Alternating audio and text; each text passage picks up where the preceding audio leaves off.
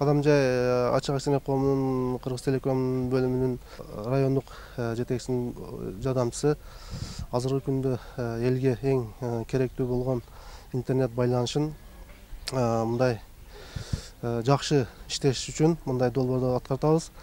Азыркы күндө